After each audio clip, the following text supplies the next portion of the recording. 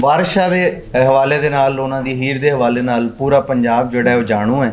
ਉਹਨਾਂ ਦੀ ਇਸ ਹੀਰ ਦੇ ਕਿੱਸੇ ਤੋਂ ਮੁਖਤਲਿਫ ਜਿਹੜੇ ਮਕਤਬ ਫਿਕਰ ਦੇ ਲੋਕ ਨੇ ਉਹ ਆਪਣੀ ਆਪਣੀ ਸੂਝ ਵਿਚਾਰ ਦੇ ਹਵਾਲੇ ਨਾਲ ਲਜ਼ਤ ਲੈਂਦੇ ਨੇ। ਕੋਈ ਇਸ ਨੂੰ ਇੱਕ ਇਸ਼ਕੀਆ ਦਾਸਤਾਨ ਦੇ ਤੌਰ ਤੇ ਪੜ੍ਹਦਾ, ਕੋਈ ਇਸ ਨੂੰ ਤਸਵੁਫ ਦੇ ਨਾਲ ਜੋੜਦਾ, ਕੋਈ ਇਸ ਨੂੰ ਤਬਕਾਤੀ ਵੰਡ ਵਖਰੇਵੇਂ ਦੇ ਨਾਲ ਜੋੜਦਾ।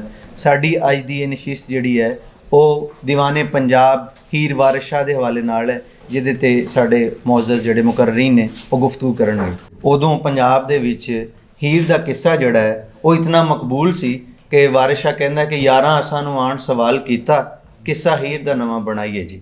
ਤੇ ਯਾਰਾਂ ਦੇ ਆਖਣ ਤੇ ਕਿ ਐਡਾ ਤੂੰ ਸ਼ਾਇਰ ਹੋਏਗਾ ਤੇ ਫਿਰ ਹੀਰ ਰਾਂਝੇ ਦਾ ਜਿਹੜਾ ਕਿੱਸਾ ਜਿਹੜਾ ਹੈ ਉਹ ਸਾਨੂੰ ਲਿਖ ਕੇ ਦਿਖਾ ਤੇ ਉਹਦਾ ਮੇਲ ਕਰਾ ਕੇ ਵਿਖਾ। ਤੇ ਵਾਰਿਸ ਨੇ ਫਿਰ ਇਹ ਕਿੱਸਾ 1766 ਵਿੱਚ ਲਿਖਿਆ ਔਰ ਇਹ ਕਿੱਸਾ ਐਸਾ ਲਿਖਿਆ ਕਿ ਫਿਰ ਲੋਕ ਦਮੋਦਰ ਦਾਸ ਨੂੰ ਭੁੱਲ ਗਏ, ਅਹਿਮਦ ਗੁੱਜਰ ਨੂੰ ਭੁੱਲ ਗਏ, ਚਿਰਾਗ ਅਵਾਨ ਨੂੰ ਭੁੱਲ ਗਏ। ਇਹ ਸਾਰੇ ਉਹ ਸ਼ਾਇਰ ਸਨ ਜਿਨ੍ਹਾਂ ਨੇ ਇਹ ਕਿੱਸਾ ਲਿਖਿਆ। ਇਹ ਕਿੱਸਾ ਫਾਰਸੀ ਵਿੱਚ ਵੀ ਲਿਖਿਆ ਗਿਆ ਔਰ ਕਿੱਸਾਕਾਰੀ ਦੀ ਇਹ ਰਵਾਇਤ ਜਿਹੜੀ ਹੈ ਸਾਡੇ ਹਾਂ ਉਹ ਫਾਰਸੀ ਤੋਂ ਹੀ ਆਈ। ਇਹੀ ਵਜ੍ਹਾ ਹੈ ਕਿ ਸਾਡੇ ਜਿੰਨੇ ਵੀ ਕਿੱਸੇ ਲਿਖੇ ਗਏ ਉਹਨੇ ਸਭ ਤੋਂ ਪਹਿਲੇ ਹਮਦ, ਫਿਰ ਨਾਤ, ਫਿਰ ਮਨਕਬਤ ਔਰ ਉਸ ਤੋਂ ਬਾਅਦ ਉਹ ਕਿੱਸੇ ਦੀ ਲਿਖਣ ਦੀ ਵਜ੍ਹਾ ਜਿਹੜੀ ਹੈ ਉਹ ਸ਼ਾਇਰ ਦੱਸਦਾ ਹੈ ਤੇ ਫਿਰ ਉਹ ਅੱਗੇ ਕਿੱਸਾ ਜਿਹੜਾ ਸ਼ੁਰੂ ਕਰਦਾ ਹੈ।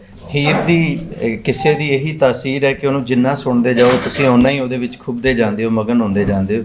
ਬੇਸ਼ੱਕ ਇਹ ਕੋਈ ਮਜ਼ਹਬੀ ਕਿਤਾਬ ਤੇ ਨਹੀਂ, ਪਰ ਇਹਦੀ ਇੱਕ ਫੌਕੀਅਤ ਇਹ ਵੀ ਹੈ ਕਿ ਜਲਿਆਂਵਾਲੇ ਬਾਗ ਦਾ ਜਦੋਂ ਵਾਕਿਆ ਹੋਇਆ 1913 ਦੇ ਵਿੱਚ ਤੇ ਫਿਰ ਜਨਰਲ ਡਾਇਰ ਨੂੰ ਜਦੋਂ ਜਾ ਕੇ ਲੰਦਨ ਉਦਮ ਸਿੰਘ ਨੇ ਮਾਰਿਆ, ਕਤਲ ਕੀਤਾ ਤੇ ਉਹਨੂੰ ਜਦੋਂ ਫੜ ਲਿਆ ਗਿਆ ਤੇ ਉਹਨੂੰ ਕਿਹਾ ਗਿਆ ਕਿ ਹਲਫ ਕਿਸ ਕਿਤਾਬ ਤੇ ਚੁੱਕੇਗਾ, ਤੇ ਉਹਨੇ ਆਪਣੀ ਮਜ਼ਹਬੀ ਕਿਤਾਬ ਗੁਰੂ ਗ੍ਰੰਥ ਤੇ ਨਹੀਂ ਸੀ ਕਿਹਾ। ਉਹਨੇ ਕਿਹਾ ਸੀ ਮੈਂ ਹੀਰ ਵਾਰਿਸ ਸ਼ਾਹ ਲਿਆਓ, ਉਹਦੇ ਤੇ ਹੱਥ ਚੁੱਕ ਕੇ ਮੈਂ ਜੋ ਵੀ ਕਵਾਂਗਾ ਸੱਚ। ਤੇ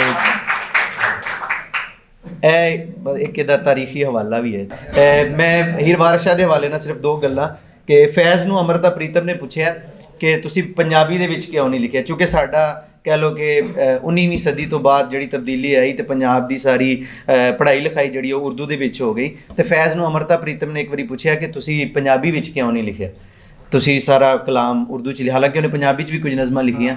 ਤੇ ਫੈਜ਼ ਨੇ ਕਿਹਾ ਸੀ कि हम जोर वोर लगा कर मीर तकी मीर या गालिब जैसा मिसरा तो कह सकते हैं, वारिस शाह जैसा मिसरा गढ़ना हमारे बस की बात नहीं। एक होर तारीखी हवाला इस कालेज के हवाले नाल कि जदों रविंद्रनाथ टैगोर पंजाब विच आया तो अपने जिहड़ा अदारा सी शांति निकेतन ਉਹਦੇ ਵਾਸਤੇ ਚੰਦਾ ਇਕੱਠਾ ਕਰਨ ਲਈ ਆਇਆ ਤੇ ਇੱਥੇ ਬਰੈਡਲਾ ਹਾਲ ਦੇ ਵਿੱਚ ਉਹਨੇ ਕੋਈ ਖਿਤਾਬ ਕਰਨਾ ਸੀ ਤੇ ਲੋਕਾਂ ਨੂੰ ਮਿਲਣਾ ਸੀ। ਤੇ ਉੱਥੇ ਹੀ ਕਿਧਰੇ ਸਾਡੇ ਇਸ ਕਾਲਜ ਦਾ ਕੋਈ ਪ੍ਰੋਫੈਸਰ ਉਸਤਾਦ ਗਿਆ ਤੇ ਉਹਨੇ ਕਿਹਾ ਜੀ ਇਸਲਾਮੀਆ ਕਾਲਜ ਜਿਹੜਾ ਉਦੋਂ DAV ਕਾਲਜ ਸੀ, ਇੱਥੇ ਵੀ ਆਓ ਤੇ ਸਾਡੇ ਬੱਚਿਆਂ ਦੇ ਨਾਲ ਜਿਹੜਾ ਉਹ ਖਿਤਾਬ ਕਰੋ।